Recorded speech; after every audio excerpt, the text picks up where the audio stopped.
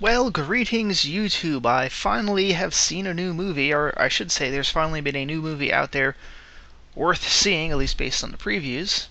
And that, of course, is the remake, prequel to the 1982 remake of the 1951 The Thing from Another World. Yes, this series is that kind of messed up when you really go into its history, but that kind of also makes it, this is one of the few films you really can't complain that they're remaking, since John Carpenter's The Thing really is it's a remake. It's a remake of the 1951 film, which is actually the classic example of a film, or a remake I should say, that works. Not only did they wait a very long time between the original and doing the remake, i.e., what was it, 30 years? Yes, 31 years. And they also changed stuff significantly while keeping the basic elements. They changed the monster from being a plant creature to being this shape-shifting monstrosity, which was very original, but it still had the basic premise of isolated military post in Antarctica comes across an alien creature that then wakes up after 100,000 years of being frozen in ice and starts killing everybody. Now, and that's really what I like to see in sequels. I don't like to see a pure shot-for-shot remake. You're not adding anything new. Show us what we can do nowadays. Which is exactly what The Thing did as well. It still stands as probably the best practical effects film of all time. Disputable, I will grant that. But really, I mean, look at the effects they were able to pull off in that film, and it's incredible. And to see, unfortunately, the same stuff done in this film with CGI when you've seen it already done in practical effects very well is just disappointing. And we'll get into that in a second, but I should probably give my own background on this franchise, because this is a franchise that's been with me for a very long time. And ironically, unlike most people out there, I've actually seen this franchise in its correct order. When we were very young here, my father had a 16 or 9mm film projector. I forget which it was exactly. But he had this projector, and he had a series, I think he had about 5 or 6 films, and one of them was A Thing from Another World, the 1951 film, and was one of the ones that we watched all the time, because for whatever reason, I think his Three Stooges film, well, we were kids, we didn't get a lot of the humor. Or we just like, they're slapping pies. But I digress. So, The Thing from Another World was one of the earliest horror movies I grew up watching. And I grew up watching it in the perfect way, on a projector in a dark basement. And it wasn't until much later in life that I saw the remake of The Thing, which also scared the shit out of me. Just as I had finally grown old enough to not be really afraid of The Thing from Another World, I see the remake and it scares the shit out of me all over again. So, I was quite accepting when I heard that they were going to do another The Thing movie, because I was more aware than pretty much everyone else, other than older people who had were around in the 50s to see, or even the 60s when they would, they used to reshow films or catch it on television or something, to really realize, yes, this is another remake. And that really does make you more accepting when the fact that you've already seen something that's been remade. And it's not like they just remade it in the 90s, 10 years after the fact. It's almost 20 years. It's 19 years since they did the last one. And I do find that if you're going to do a remake, you should at least wait about 20 years. This is probably a little bit earlier. But I mean, if they really waited a few more months and have it be 2012, wouldn't have made that much of a difference. No, it's about 20 years, so it's an acceptable length of time in between films to do a remake, unlike Spider-Man. Spider-Man. But, what should I say? To really get into this film, so I did go into it with, I don't know about high expectations, but not negative expectations. The only thing I was really concerned about was one, they made it clear that even though this is called The Thing, it is a prequel to The Thing. I really want to shoot whoever is doing this naming stuff in Hollywood nowadays, where they're trying to avoid letting people know it's a sequel or a prequel, and it just does really substitute. It's like the same thing in the Fast and the Furious franchise. Fast Five, or they renamed The Final Destination instead of Final Destination. This has got to stop, people. I mean, if it was going to be an up and up, completely from scratch remake, then it's alright to call it The Thing. But not if you're doing a prequel. I mean, they could have called it A Thing from Another World, 2011, which would have worked, even though it's not a direct remake of that. It's in the same franchise. It's still, the title would still at least make sense. It's a creature from another world.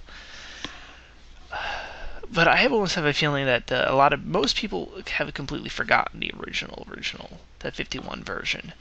And really just think of The Thing as only John Carpenter's 1982 The Thing.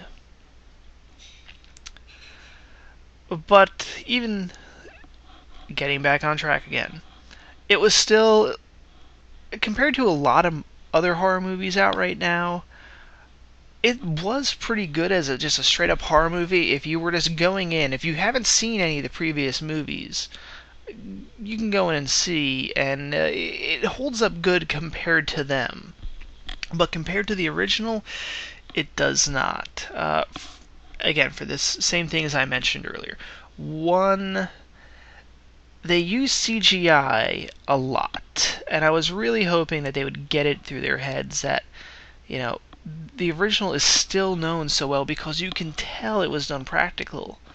And even today, I think even more today when you see it, you're like, oh my god, how did they do that? Because we're so used to them, so used to seeing all this stuff would have just been done CGI, that we are very perplexed on how the original was done.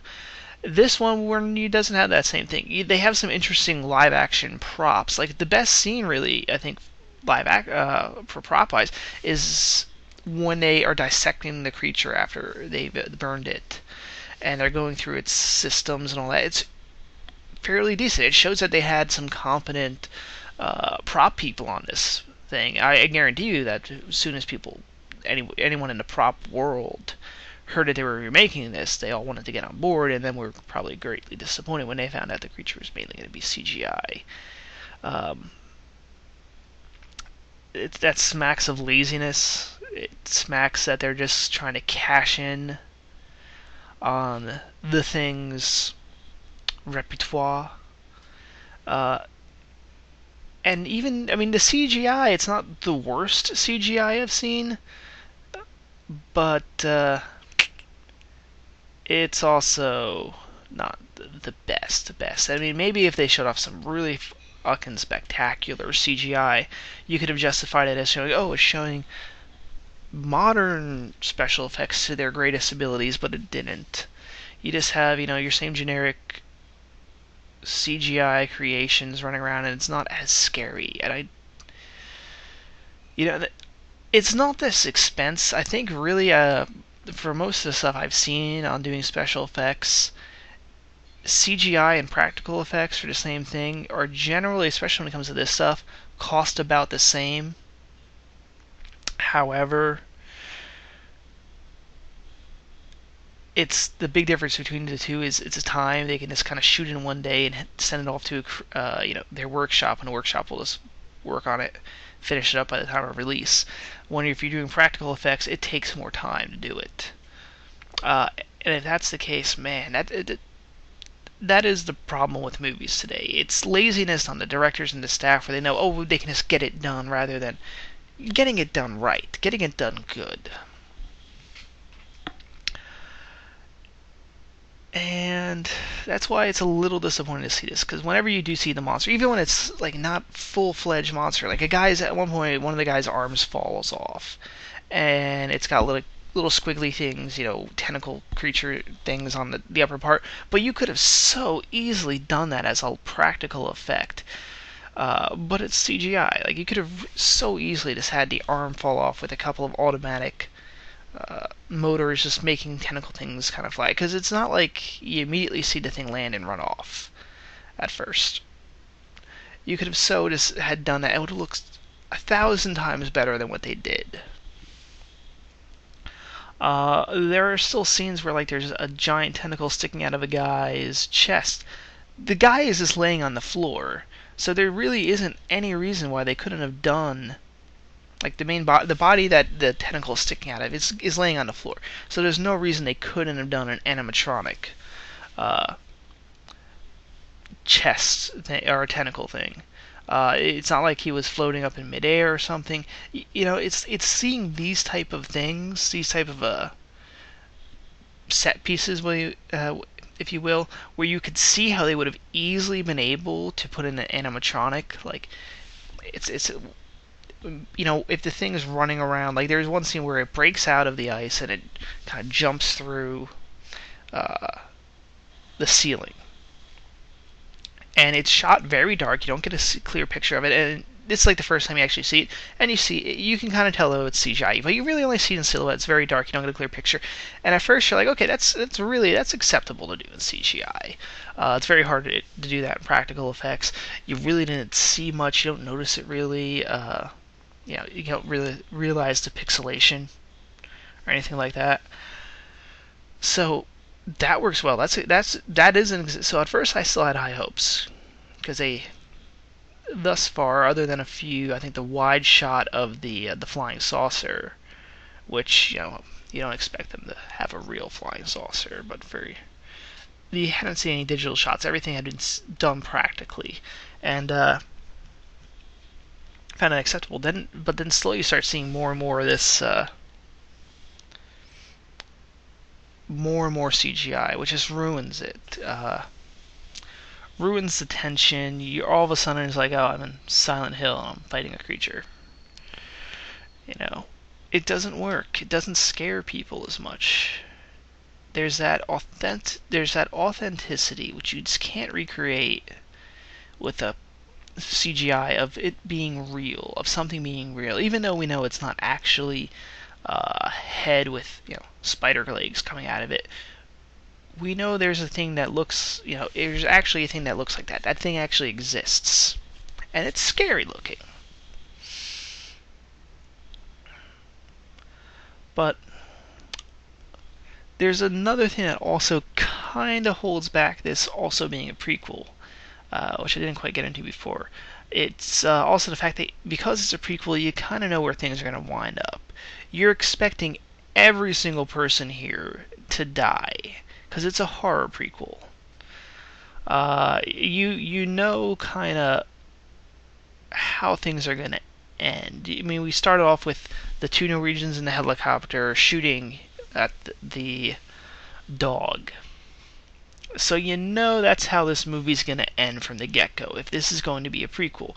And to me, that's why I wish they didn't really make it clear that this was going to be a prequel, and didn't tell anyone it was a prequel, and then showed it being a prequel at the end. That would have been more of a trick. That would have been like, oh, this is a prequel, and that's the dog, and that's the guy from the helicopter. That would have been a much better way to approach this. It would have I think that would have even made a lot of fans happy, even maybe then ignoring a little bit of the CGI, if they hadn't made it clear, oh, we're doing a thing prequel, instead of doing, oh, it's a remake, and then having it turn out to be a prequel. That would have been better. It would have been more suspenseful. Because they do end, and actually I should get into how they ended, because, alright, it's spoiler alerts here real quick. Just in case though I expect most people to watch this either want the spoilers done, or have seen the film and are looking to see if people agree with their own opinions. Because in reality, I think that's how reviews are, what their purpose are nowadays. But it ends with the two American characters. Big surprise. By the way, there's several American characters on this Norwegian research base. And by the way, for being a geological research base, they are armed to the fucking teeth. They've got assault rifles, they've got handguns, they've got... Well, the grenades make a little bit of sense, given the terrain, the mountains. I know you can use grenades to cause smaller avalanches before the stuff builds up to a big avalanche, and they're supposed to be a geological base, so you expect them to have some explosives to, blow up stuff so they can get samples. But they still have flamethrowers. I mean, at least the other one was a military base. It was a military research institution, but still, just with the association of it being a military base, you kind of buy a little bit that they'll have, I don't know, a couple guns. I have no idea why a geological base would have flamethrowers on it. Unless the Norwegians were really serious about making that claim on Antarctic territory, but... Anyway, it ends with the two American characters, our researcher Kate and Carter, the helicopter pilot, winding up at the thing's actual flying saucer. The last thing runs off the flying saucer, they chase it, and wind up killing it inside, and then actually tried to start it up, which I'm kind of interested why they would bother at this point. The thing was clearly in there, starting up the flying saucer and trying to escape. I mean, maybe it was going to land somewhere else where it wouldn't freeze and start killing people, or maybe it was just getting the fuck off the planet, in which case I would have said just let it go. But, they wind up killing with a grenade. They get out. She notices, and this, I should get into this, I do like that they kind of somewhat changed the testing procedure for this thing. Originally they were going to go for the blood test, but that was sabotaged, and then they figured out that the thing can create biological stuff. They can't create inorganic materials.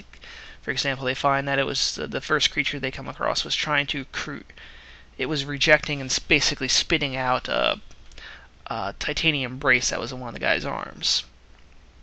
So they quickly find out, if you have silver fillings in your teeth, you must not be the creature. Which makes sense. It still sticks with everything in canon, but it shows another way you could have detected that this thing was the thing.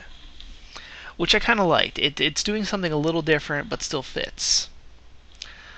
But anyway, she notices as they're getting into the Arctic vehicle that the one guy's earring had switched spots. And I actually had noticed this, because there was a quick shot of the guy's earring, and it seemed purposely done, so I kind of paid attention. But it was earlier in the film, so I think a lot of people would have skipped over it.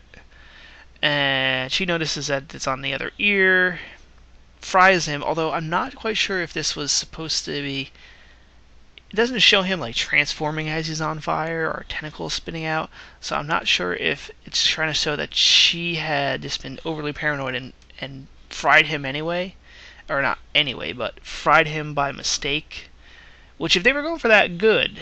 I like that. I like that idea that everybody's so paranoid about this that people start killing people that they think is the thing, and it's not. That adds to the tension. Bit of a downer ending then, but it wasn't as clear, because I thought I also heard the scream of the thing, too. Or scream of the alien. Very confusing using the term "the thing," but it wasn't a little clear. But then they go back, and earlier in the film, the two American guys had their helicopter crashed, and they finally made their way back to this Norwegian camp. Of course, by then, everyone at the camp knew about the alien and knew that the alien had caused their crash, so they were highly suspicious. And they had apparently knocked out one of the Norwegian guys, Lars, who was the only guy in the base that didn't speak English. And it shows him now, out of nowhere, another helicopter, northern Norwegian helicopter lands. They get in and start chasing the dog, and start firing on the dog. That goes over the credits a bit until right about 2 when the first one was starting. Now that was a little confusing. Maybe there was a line in there that said something about like, oh, our regular helicopter's at another base right now. It should be back after the storm. I don't see why they had to do that. They probably could have kept the pilot and the other guy in there and just like had disabled it. disabled the chopper, and then after the dog ran, we gotta restart that chopper and chase that thing. Because they did that for the snow vehicles anyway. But they knocked him out. And it automatically now, you kind of like that character, Lars, now. Kind of makes you sad when you watch the 82 version. But that's how it ends. It ends with her getting into a tractor. You don't know what's going to happen with her. Is she just going to freeze to death? You kind of wonder, well, one, they didn't show... They didn't find her body, or even they didn't find the other... it's been a while since I've seen the 82 version, but I don't recall them finding the snow vehicles at the crash site, even though they should be findable. They were just a little bit off of the main site, because what happens when the guy turns on the flying saucer, it winds up melting all the ice above it, and that's how they find that huge fucking... they find a giant hole with the saucer on the bottom, which always did kind of seem strange in the first one, how the hell they had dug out that entire thing with a relatively small crew. So they kind of at least filled in that plot hole. But they should have been able to notice the snow tractors. So I don't know how to explain that. If she was still there, based on what we see in this film, they should have been there. Probably the American crew should have been there with like the next day. So either she drove off in search of... They mentioned a Russian base 50 miles away. So she might have made it there. She might have arrived back at the Norwegian base after the U.S. crew had showed up and left already. I don't know, it's kind of a plot hole. You kind of wonder what happened to her. Did she try to make her way to the Russian base? Does she wind up showing up at the American base? Like, perhaps that's like right after the 82 version cuts out, she shows up. It's an ideal. I mean, potentially they could even do a sequel, but it'd be kind of hard to do that then. I guess with her going to another base, but unless she's an alien. Or unless they decide to go check out the U.S. base, but in which case you're going to have to explain a few things. Like, if you try to bring back Louis Gossett Jr. and Kurt Russell, all of a sudden, why did they age 20, 30 years? But I say leave it at this. It's a bit of a plot hole, it's a bit of a mystery, but at least it's open for speculation about what could have happened. Actually, the Norwegian base is still mostly habitable, so... I guess if she made it back there, she could survive until they came and picked her up. Final thoughts on this one? If you're a fan of the series, I would still recommend checking it out. It has the early parts are alright, though there is a problem with, like, most of the characters, we really don't get that good characterization that we got with the crew in the first one. There's not as many standouts. And I think part of the problem is that because it's a prequel, they don't spend a lot of time building up what the thing is. Is it going to break out? They kind of do acknowledge to the audience, at least, that you guys know what's going to happen, so we're going to get into this a little bit quicker. But at the same time, that build-up that the first film kind of had helped establish characters and really kind of brought out characterization of each and every individual one of them. This one, it's rather more generic. The Norwegian crew, you don't really know them as well. Even the American crew that it flies their helicopter in, you don't really know as well. So overall, the characters are not top-notch with this. And that's a fundamental flaw with this film. So this film certainly has its flaws. Thus, it kind of fits right in the middle. And let me explain. When it comes to movies, I go, yeah, you must go see films, or really great films, movies that you should just absolutely avoid. They will suck the life out of you. And then there are movies in between where for some people they're still going to be life-sucking. Other people will probably enjoy the hell out of this film. I have not seen anybody else's review. I know all over that guy with the glasses group everyone's reviewing this. I purposely avoid it. Afterwards I'm going to be looking at their reviews, see what they said. But it has its ups and has its downs. I will say, compared to a lot of modern horror movies, this film is better. Even though I criticize the lack of characterization, the characters, compared to most films, act a little bit more rationally. Are not, you don't hate anybody in this film. People that you do kind of find annoying and hateful, it's part of that is he an alien or is he not element, which helps alleviate that. Because you don't know, is this character that annoying, or is this really just the alien making this character annoying? The one doctor is like that. Dr. Sand or something.